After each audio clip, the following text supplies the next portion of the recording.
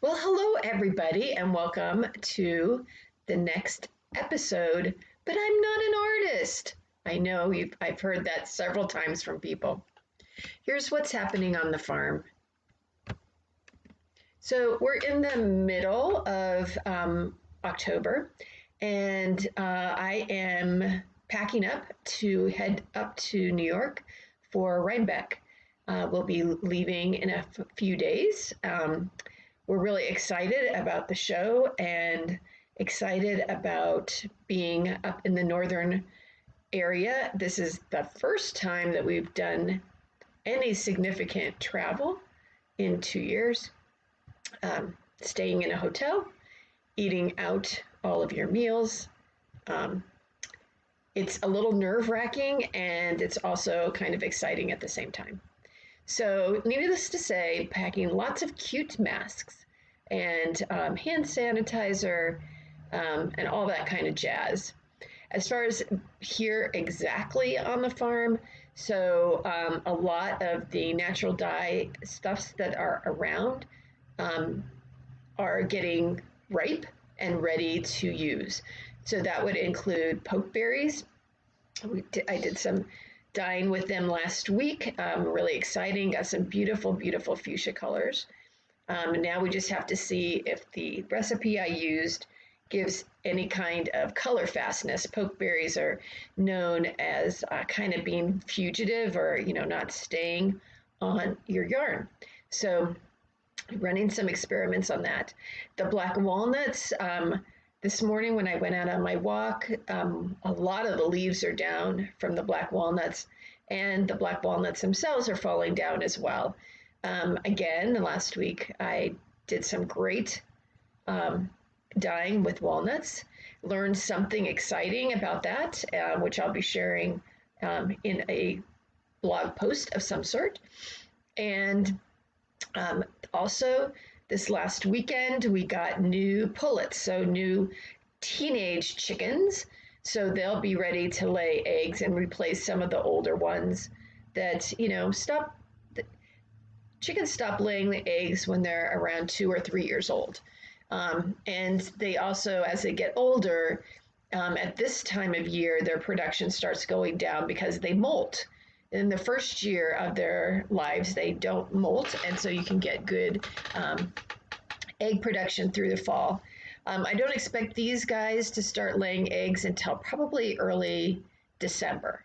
So we'll see how that goes. But they're all Rhode Island Reds, so they make brown eggs, and it's kind of fun to have some new pretty chickens here. So let's get into more about creativity. Here's where we're at so far. In episode 1, we talked about the kind of the myths of creativity, the things that we believe that just aren't true about creativity. The exercise that I gave you all to do was to write all the ways that you art. Yes, using art as the verb. So some of mine that are on the list are cooking, photography, writing, dyeing, of course, sewing, beading, weaving, spinning, knitting, applique, embroidery. And I do think that some of you may have also said that you practice the art of accounting, or I know that that Bill practices the art of engineering. When I look at the stuff that he can see on those graphs and the things that he does, it's amazing. It is an art form. Or it could be the art of managing people, or the art of teaching little people like I did for so long. So there's so many ways that we can use our creativity in our real world, and to really embrace that and to understand it, and to say, this is the way that I am creative, and it doesn't always have to be about drawing, painting, or sculpting. And so in our society, we have been so trained to think that only some people are artistic and they're geniuses, and the rest of us are just schlubs. that we're not artistic, we're not creative, we are not part of that elevated class. In other cultures where the people make everything that they use in their lives, they're making the bowls that they eat out of, or the baskets that they gather things in, or the houses that they live in, or even making the clothing that they wear. They make the things that they need, and they end up making those things very artistically, and it's everybody making. There's not one person that is the basket weaver for that culture. It's everybody's making their own baskets, and my basket's going to look very different than the lady next door, how she makes her baskets. And we can see that archaeologically and particularly as well down like in the Four Corners area, where you have lots of indigenous artisans that are making baskets and pottery, and that this one is made by this particular family because these particular weave structures or images on the pots are made by that family, that is passed down, and it's like part of their language, and that everybody in that culture has something that they're making, and they're making a lot of things in their lives, and so they're using their creativity all the time. It's not just that person over there that knows how to draw a tree or knows how to draw a hand or a human figure. And so I think in our culture, Western culture, that we just have put painters and sculptors and muralists and movie makers and people that we consider artists, we put them way up on a pedestal. And we've elevated them to such a high level that we regular mortals cannot possibly reach that. And then we start to believe it. We start to believe that, oh, we're just pedestrian. Like, I don't have any special talent. I don't have any artistry. I'm not creative. So I may be able to purchase something that is artistic, but don't embody that in my own life. And I really do think that this is something that I would like to see put to an end. I would like to see more people using their creativity daily, and that's why I'm doing this podcast. It's exactly why I'm doing this podcast. And as my background as a teacher of young children, they are creative all the time. They are creative when they're playing, for the most part. I'm not talking about video games, but creative in making their artwork at school or at home, creative in the way that they will make up games or make up rules to the games. And a lot of times, I think our society and our educational system kind of bashes down that creativity and the artistry instead of embracing it. Our particular United States of America educational system is way too focused on if you can read well, if you can do math well, if you can write well. But if we run out of money and we can't do PE and we can't do music and we can't do art, then we just run out of money. They're not those aspects of life are not important. And as so many of you know, there's just not enough hours in the day for families to totally make that up.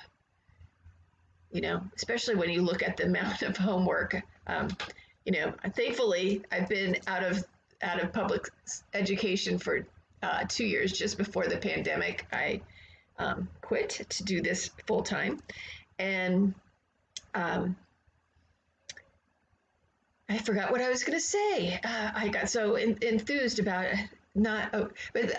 being around young kids and knowing, oh, this is what I was going to say, that there's so many things that go on with homework. Like, there's homework that even kindergartners are supposed to be doing, reading 20 minutes a day, first grade, second grade, doing, then starting in on, math homework papers and various things. And families are busy. So there's not a lot of time that is being invested, I think, in artistic and creative endeavors by everybody. I mean, there are some, obviously, there are many families who do have a more creative extracurricular activities, but a lot of people just don't have the time or the knowledge. And they probably also, those parents probably also feel like, who am I to say what my kids should be doing for artwork, or how can I help my child with artwork when I don't know how to do any of these things? You know what I'm saying? So we really do need to have the arts, the sports, the music, drama, all those things need to get back into schools. I think we're a little bit askew in our values at this point. And now I will get off of that soapbox because we're talking about creativity. So basically, again, here's my total values. Creativity is inborn. We all have it. We all have a need to make something. We all have a need to express ourselves. We all have the need to creatively solve problems that come up in our lives. And we all, I think, once you feel what it's like to really fully embrace your creativity, you want to get that more and more. It's kind of like a really great natural high. But artistry is not inborn, but it is something that is learned and something that needs to be cultivated and embraced. And creativity is athletic. And what I mean by that is that it is something that needs to be taught. So while creativity is living inside all of us, many of us have this buried way down deep, and a lot of it may be because you were told, like I was as a kid, you can't draw, or you're not creative, that, so-and-so or your sister or your cousin, they are the creative ones. You're good at math. And so the creativity and the creative urge and the creative spirit gets really buried deep down inside. And when we haven't even considered really using our creativity, it can become flabby from disuse because we haven't embraced it. So where do you even begin? How do you even, try to bring that out in your life? And so we do need to train our creativity and our artistry. We do need to use it. And we need to practice living with this newly discovered trait. And really, again, like that list with these are the ways that I art, to really just step into your creative spirit, step into the knowledge that these are the things that I am creatively bringing out into the world. I may have discovered a new way to do some accounting thing. Obviously, since I'm saying some accounting thing, that wouldn't be an art that I have, but I know that there are people out there that do. I was just reading over Bill's his self-appraisal for work, and he was saying that he discovered these new ways to make tests of chips that they can see, does this test work or not work before it even gets made into the little chip that goes into the phone or the radar or the TV. So it's all kind of it's kind of out there. It's not tangible, and he's making these tests for it and finding new ways to do that will make it better. That's being creative. So how do we train our creative spirit? And so one of the ways, if you're here listening to the podcast, as I've said in this particular season, each episode I'll be giving you an exercise to try in between, and I do hope that you'll try to do those, and that you'll share them with me and with each other. Because not only are they going to be fun, I think they're fun. Otherwise, I would. It's not like it's a terrible homework assignment like what I was just talking about, but I think that they'll actually be fun and they will be inspiring to you.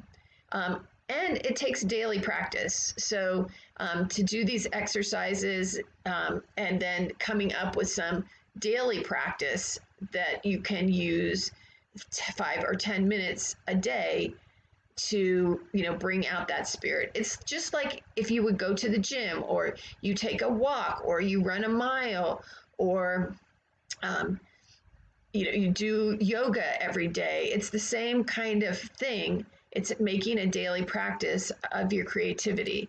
And again, it doesn't have to be a long period of time.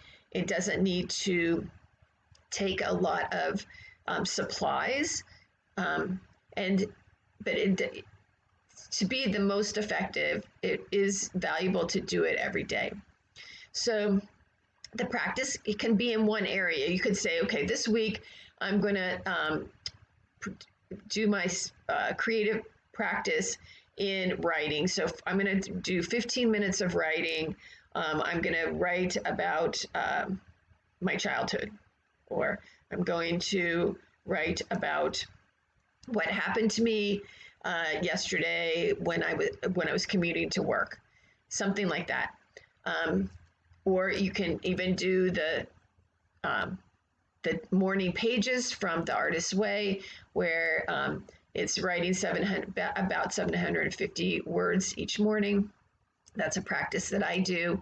It just kind of gets my head together. Your practice may be something like, I'm going to take 5 photographs today. I'm going to go on my daily walk and I'm going to take 5 photographs. Or I'm going to try one new recipe today for dinner or for breakfast, or something like that. So yeah, you can pick one area that you're going to do your practice on all the time, or you can mix it up and do it in several areas.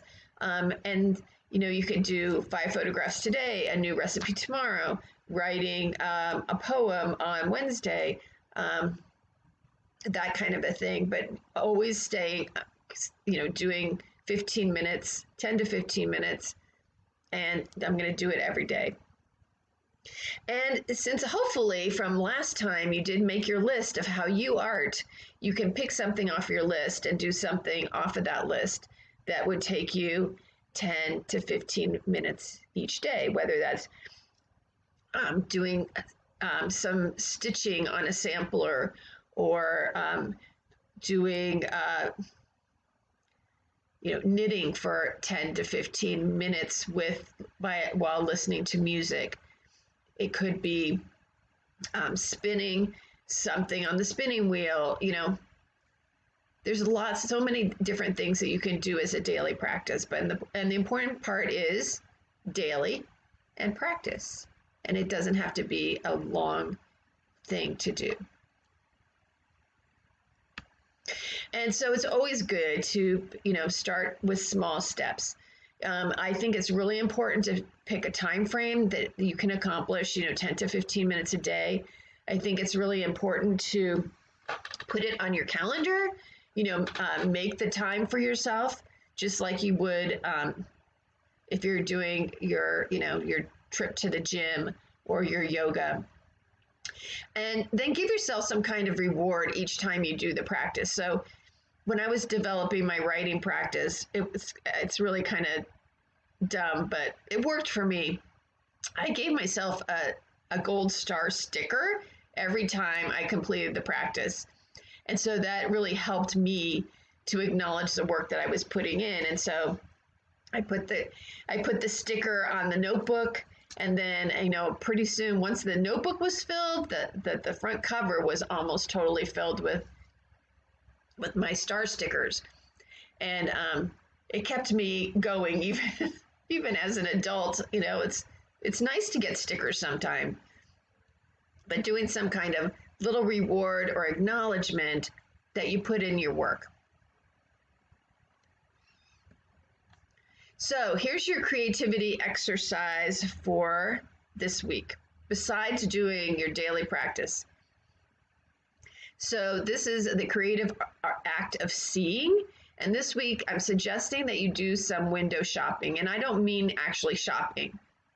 I mean, open your eyes and your heart to the world around you. So you can shop in so many different places. Open your eyes in so many different places. Of course, you can do it in the mall, but you could also do it in the farmer's market, at an art gallery, a fiber festival, when you go on a walk, when you're in a historic, if you go to a historic town, and so you're looking at the architecture and the little small details and the way the bricks are and all that kind of stuff, a forest path, a walk along a creek or a riverbed, looking around, opening your eyes, opening your heart, and really taking in what you're seeing. And then, just as last time, document it in some way. For me, if I'm going to do this kind of window shopping, I'm going to be taking photographs. But you could also make some quick sketches in a sketchbook if you are so inclined, or you can make a haiku about it. You could write some kind of sensory poem, or just make a list of the smells that you smell, or the colors that you see, or the sounds that you hear. So there's a lot of different ways to document it, and give yourself that gold star or whatever it is that you wanted to use for your reward. And then I hope you will share it with me in some way. So for next time, remember, you can always respond to this podcast with comments, either comments through iTunes, Spotify, or even on on my website. You can leave a voicemail on anchor.me for us, and we can listen to your voicemail. I look forward to hearing about how you're doing with training your creative spirit. And until next time, happy making.